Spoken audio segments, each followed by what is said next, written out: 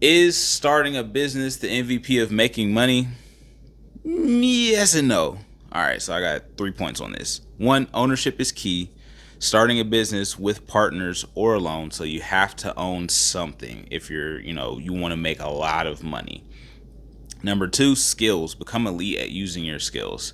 So whatever your skills are, if it's being a great orator, if you're an editor, if you're really great writing, people who are really good at sports, they become really, really, famous, and they get compensated as not only, being good at their sport, but also being an entertainer inside of the sport. If you look at Shaquille O'Neal and Charles Barkley, they're on TV, and Kenny and EJ, but like those two, they were really, really good at their sports, but they're also really, really good entertainers. So now, even though their skills in basketball have declined over time just because of age, their skills in entertaining have went up, so they're still being highly compensated. I like basketball. And then you got to have a plan.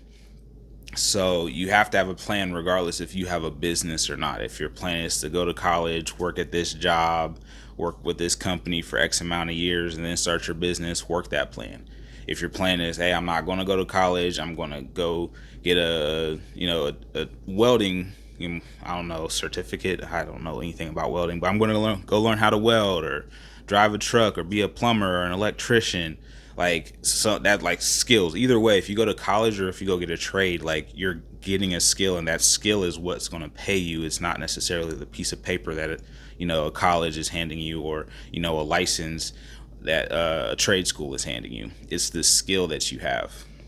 So is starting a business the MVP of making money? I would say no. I would say having a great skill is the MVP of making money. And then when you have a great skill that is in demand, then you can make money with that skill and wrap a business and a business plan around that skill, and wrap around ownership or partial ownership, because I'd rather own 25% of $100 million company than 100% of a $25,000 company. That's just me. That's just me. That's a big difference in the amount of money that you're going to make. And I only own a quarter of it, but I own a quarter of a lot instead of 100% of a little. That's just me. That's just me. But so is starting a business the MVP of making money? Nah, because most of the high earners in the world that everybody aspires to be, like the 6-figure earners, the 7-figure earners, oftentimes they don't own the business. They might own a part of it through stock options and stuff like that, but they didn't start it. They don't own it.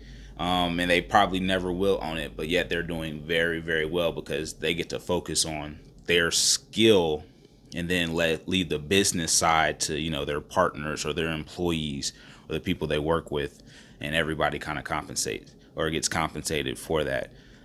But if you can have the skill and own the business, have a business, that's when you get into like major, major money. But is it the MVP of making money? No. Is it the MVP of keeping more money in your pocket?